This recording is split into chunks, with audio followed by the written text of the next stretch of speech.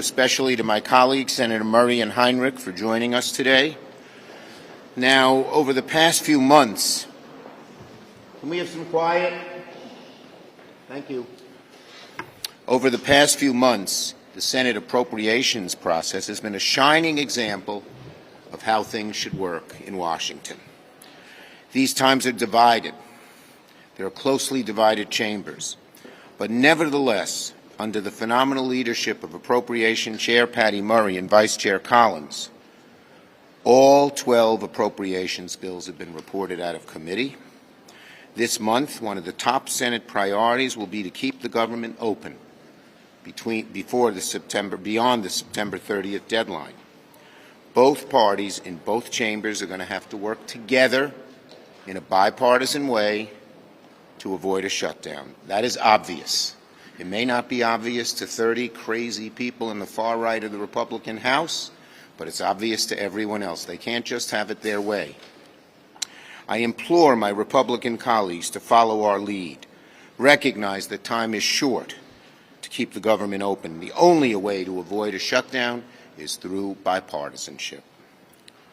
Another priority over here this week will be AI. Tomorrow will be one of our first of several AI Insight forums. My colleagues, Senators Heinrich, Rounds, and Young, will join me in the first of a series of AI forums to bring leaders from inside and outside the industry to debate Congress's role in regulating AI.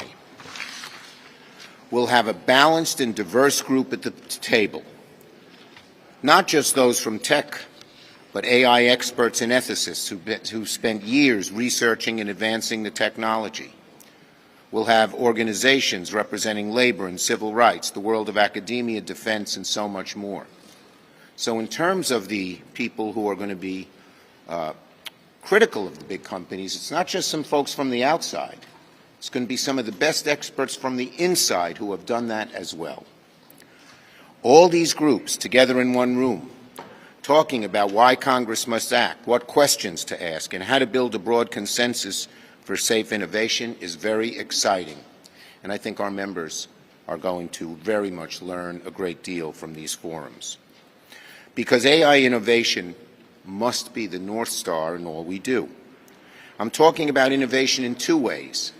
From a transformational sense, the kind of innovation that unlocks new cures for cancer and other diseases, improves education, protects our national security, increases our food supply, but also sustainable innovation, so that we may find many new and creative ways to protect against AI's risks and minimize the chances of this technology going off the rails, which would undermine innovation altogether. That's why it's sustainable. You can't sustain AI without dealing with the potential downsides, and the only way to do that is some kinds of government guardrails. The only way we'll achieve this group to learn so much about an area that is so complicated, so broad in terms of what it affects in society, and so rapidly changing, is by bringing a diverse group of perspectives together, from those who work every day on those systems to those openly critical of many parts of AI and who worry about its effects on workers, on racial and gender bias, and more. So I really look forward to tomorrow's conversation, the first of many we'll have this fall. I expect we'll hear a wide range of views and opinions, many dissenting views, and then it will be our job through the committees in a bipartisan way to try and come up with legislation that both enhances the benefits and diminishes the liabilities of AI. Senator Murray. Well, this week, as you know, we're going to consider a legislative package of 3 strongly bipartisan bills that we wrote in the Appropriations Committee to fund everything from veterans care, military construction, transportation and housing, critical nutrition programs, support for our farmers and agricultural research, and even the FDA. It is important to note, as we wrote these bills during the committee process, I made certain to work in lockstep with my counterpart, Vice Chair Collins. Together, we collaborated closely with members on both sides of the aisle on and off the committees to get input from nearly every senator and wrote strong bipartisan bills. Do I believe these bills are what either of us would have written on our own? Of course not. But that is compromise, and that is how you can make sure that government can be functional and effective. We did the hard work of negotiating the bills that could actually become law, and all of these bills advanced out of committee without a single no vote. I hope we continue in that same spirit as we consider these bills on the floor and as senators offer amendments. I hope and trust all senators will bear in mind that we need to pass legislation that is bipartisan and the President can sign into law. Moving forward, as I have said, we will need a CR to finish our work, and we must deliver supplemental funding to meet urgent needs. We should meet the entirety of the President's supplemental funding request. Those are the priorities the President's outlined, and they're very important.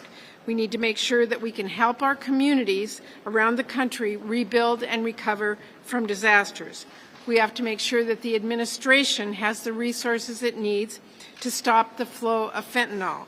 We have to avoid a pay cut for our wildland firefighters, and as both Democrats and Republicans have made very clear, we must continue our strong support for Ukraine in this critical moment. None of these are priorities that Congress should turn away from. And by the way, neither is the child care crisis, which only stands to get much worse as critical funding expires in just weeks. Democrats are going to continue to take action on that and offer solutions and talk about what's at stake for our families and our economy, but we need Republicans to work with us on child care. Now, as for what the next few weeks have in store, I can't predict or control what a Republican House majority will choose to do, but here in the Senate, we can do our jobs. There cannot be a crisis or a standoff every time we need to fund the government. The American people do not want chaos or drama from Congress. They want us to find reliable funding for the food safety inspectors who make sure that their dinner is safe to eat. They want to make sure that the air traffic controllers who make sure they can get to where they want to go safely, can do so safely and on time. And they want to make sure that the VA doctors and the staff who work to get our veterans the very best care they deserve have the work, that have the ability to do that. It is really that simple. So I'm focused on the work ahead in bipartisanship with our Senate Republican colleagues, and I hope the Republican House majority will follow our example. Senator Heinrich, who's done a great job working with us on our AI forum. It was a few years ago when Senator Rob Portman and I sat down and decided to create an AI caucus, and we sent a letter out to our colleagues saying that we were going to start working in a bipartisan way to legislate around artificial intelligence. And I think it's safe to say that as we asked people to join that caucus, there was not an overwhelming response at the time. But it seems that Congress has finally really discovered artificial intelligence. And tomorrow, I think we're going to continue the progress that we've already made in just making sure that all of our colleagues have the fluency in this space that their constituents would want of us as we start to wrestle with these questions of what do we need to do additionally to regulate AI, where are the holes in the current system of law that we have in this country that didn't anticipate artificial intelligence's impact. And I think it'll be a really good opportunity for us to start thinking through as a body, how do we maximize those places where AI can make a substantial positive difference in people's lives while minimizing the risks. And since I'm on the Appropriations Committee, I would be remiss if I didn't say I think the Senate is really the gold standard right now for how we should be approaching these difficult issues in a time when we are closely divided in the Senate, closely divided in the House, and have to come up with a pragmatic solution for the American people, and the Senate is taking that job very seriously.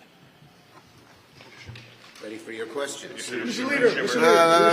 Leader. Way in the back where it's quiet. Redhead. You. Yeah. You're surprised I called on you. You couldn't believe it. What's your name? Nico. Nico has the floor. What are your thoughts on the impeachment inquiry by Speaker McCarthy? I think the impeachment inquiry is absurd. The American people want us to do something that will make their lives better, not go off on these chases and witch hunts. The bottom line is, as we have said, you can only accomplish keeping the government open in a bipartisan way. I have sympathy with Speaker McCarthy. He's in a difficult position. But sometimes you've got to tell these people who are way off the deep end, who have no interest in helping the American people, who just want to pursue their own witch hunts, that they can't go forward with it. So I'm disappointed. I think it's absurd. But we are not going to let it stop us here in the Senate from keeping the government open and working in a bipartisan way. Yes, tall guy back there. When it comes to the AI forum tomorrow, you've already had 3 of these behind closed doors. Tomorrow's going to do behind closed doors. This is kind of reversing the sunshine. No, we've had. I don't know which other ones you're referring to as behind closed doors, but they may have been on the Intelligence Committee. But we've had 9 to 12 hearings that have been in the open. There's one in the open today. There's 2 more in the open tomorrow. There's a time and a place for everything, and I think this AI forum will produce some real positive knowledge and results so that people can move forward. But we're going to continue to have open hearings, and the whole process will move forward through committees in an open process. Yes, way in the back. Are you confident there'll be a time agreement on amendments for the committee bus in order to pass that by the end of the week? Look, we're working so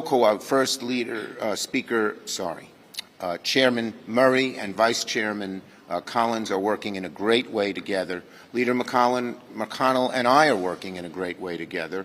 So when that happens, we usually reach a good time agreement, and I'm very hopeful that will happen. Yes? Would you consider, or are you guys discussing any possible rules changes, either on a bipartisan basis or unilaterally as Democrats, to deal with the Tuberville? Look, the bottom line is this is a Republican problem. Don't pawn it off on us. It was created by Tuberville solely himself. And it's up to the Republicans to put pressure on him to back off, plain and simple. Now, we're already seeing that pressure mount. Last week, one of the major Republican candidates for Senate, Nikki Haley, said that Tuberville ought to back off. And just a few days ago, one of the most powerful and influential congressmen in the House, Congressman Call, said the same thing. The pressure is mounting. Tuberville should back off. What he's doing is disgraceful and solely his own causing. Don't pawn it off on us. Yes. Is it a red line for you to include Ukraine aid as part of the CR plan of the month? Look, Leader McConnell and I have a very similar view on this. We think Ukraine aid is extremely important. We're going to do everything we can to do it. My guess is a majority in the House, if you just had a vote on the floor of the House, would support Ukraine aid, probably even a majority of Republican House members, although I haven't counted those. And so we're going to push very hard for Ukraine aid because, look, Ukraine is struggling. They need the help. They're making some progress. It would be really wrong to shut that aid off just at a time when they're making some progress. Yes. Mr. Schumer, on Iran, what's your reaction to the White House's deal with the Iranian government to get these American hostages back in exchange for $6 billion? Well, I don't know the details, so I couldn't really comment at much length. We all know the Iranian government causes real problems throughout the Middle East and even the world. Leader Schumer, yes. Back to Tuberville and Holes, is that to say that Democrats aren't going to negotiate with Tuberville? Because Mitt Romney and Dan Sullivan, for instance, say that you guys need to give some ground. It's absurd. It's caused by Tuberville, solely by Tuberville. He has to back off. They should be telling Tuberville, and maybe they are privately, that he should back off. Thank you.